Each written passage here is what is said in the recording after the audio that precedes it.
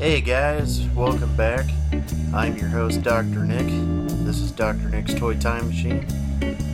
What's up, everybody? How's everybody doing? Just this past Saturday, I had the honor and privilege of meeting former WWE current TNA superstar Al Snow. I got an autographed picture with him. Very nice guy, still in great shape. A very underrated guy in the wrestling business, if I do say so myself. Very underrated. I don't think he gets the credit he deserves for the contributions that he's made to the wrestling business. And that brings up today's topic. There's a lot of guys in the business, at least in my opinion, that don't get the proper respect that they deserve for the contributions that they've made, such as Bob Holly, Tommy Dreamer, Sean Waltman. There's a lot of guys who, for whatever reason, either due to personal choices or just the business itself not giving those certain people the credit for their contributions. If you were a fan of WWF Raw during the Attitude Era, and even before then, you've seen Al Snow, you've seen Bob Holly. If it wasn't for guys like Al Snow, Bob Holly, and Road Dogg, there would have been no hardcore wrestling division. Guys like that made it interesting. Guys like that made it something that you could watch and not get bored with it. But also, they didn't always have to hit each other with chairs and mop buckets and just whatever they found. They were also wrestlers. They didn't have to just hit each other with stuff. They were technical wrestlers. They knew holds. They had personality. They had charisma. And that's something you can't teach. That's something that is not something that you could just pick up. That's something you learn. That's something you're born naturally with. You either have it or you don't. You always hear of that it factor. Somebody just doesn't have it, or somebody has it. Guys like Seth Rollins, he has it. Guys like Roman Reigns, he has it. The Rock had it. Stone Cold Steve Austin had it. Ryback, I think he has it, but it's one of those things where WWE just doesn't know what to do with it.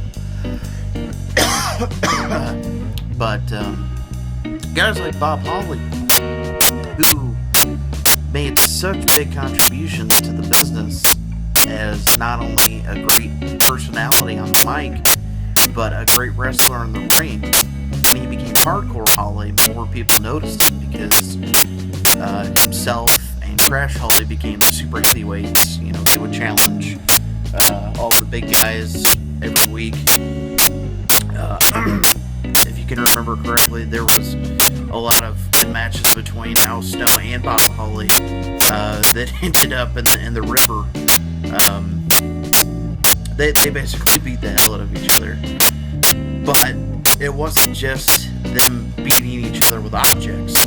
There was a lot of storytelling in those matches. That's what people don't get nowadays when they go back and they watch these matches. It's not just about beating each other with objects like pool cues and stuff. Hardcore wrestling, I don't really like to use the word hardcore, and I don't really like to use the word extreme.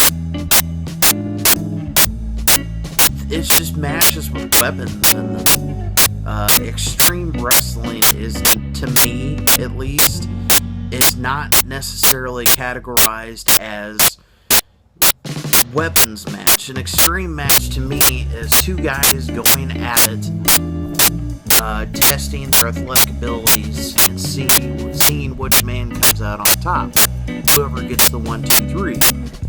Whether it be matches that involve weapons, matches that involve submission holds, all different kinds of things. You know, ECW was one of those companies that got pigeonholed as, oh, well, they're extreme wrestling because they throw each other through tables, barbed wire, glass windows and stuff. Yes, they did become famous on those type of matches, but a lot of the matches that guys like Rob Van Dam had and Tommy Dreamer and Terry Funk, they didn't necessarily have to use weapons to get over the fact that they were good wrestlers, that the match was interesting. They used their personality and their charisma and their athletic ability in the ring. They didn't have to use weapons. Weapons are a cool additive to a match. They can amp up a storyline. They can change things dramatically. Don't get me wrong. I love ladder matches, chairs matches, certain stuff. But at a certain point, you gotta say, well, when are the gimmick pay-per-views? When do they need to go? I think they need to go. No more TLC pay-per-views, no more Hell in a Cell pay-per-view, no more Elimination Chamber, no more Extreme Rules. Get rid of all of that. Hell in a Cell and Elimination Chambers are things that were used at a certain point to end feuds. Perfect example, you had Shawn Michaels and Undertaker. You had Triple H and Mick Foley. These were matches when it came to the Hell in a Cell that ended a feud. Elimination Chamber.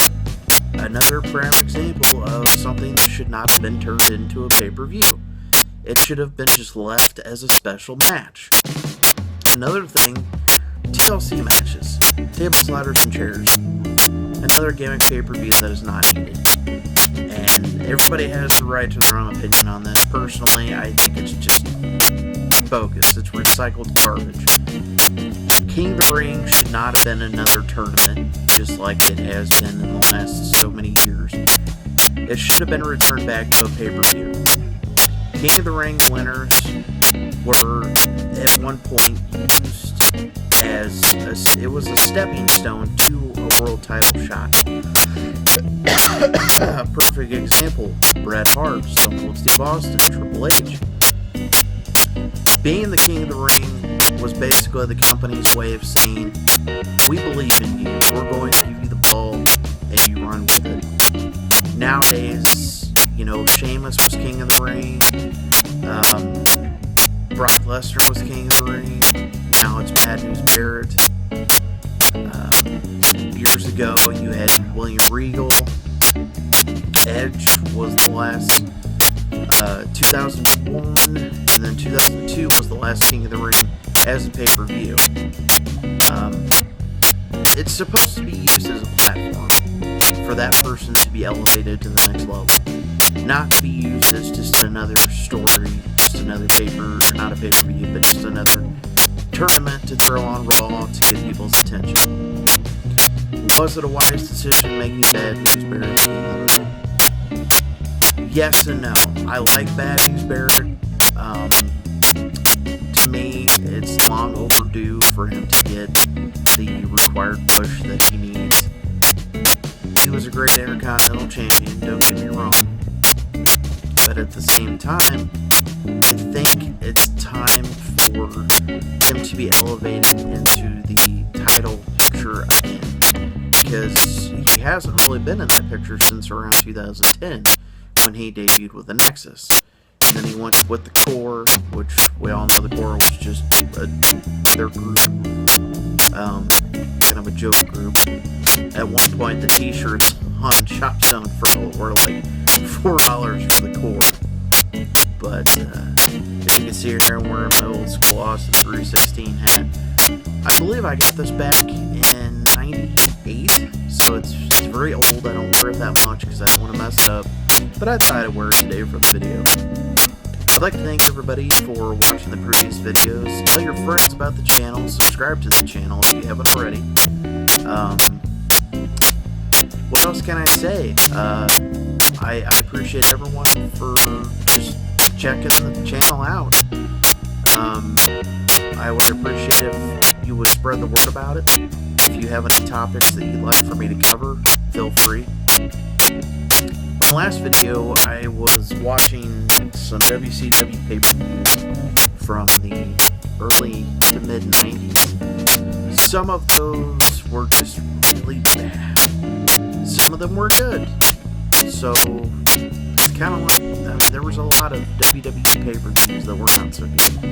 Rock Bottom, to me, D-Generation X wasn't really that good. The pay-per-view that they had for that. But there's a lot of different things about pay-per-views. I mean, you can have so many different views on what your personal favorite is, your least favorite. But that'll be for another episode. So, everybody have a good day. And once again, I am Dr. Nick, and it's a great day to be a wrestling fan.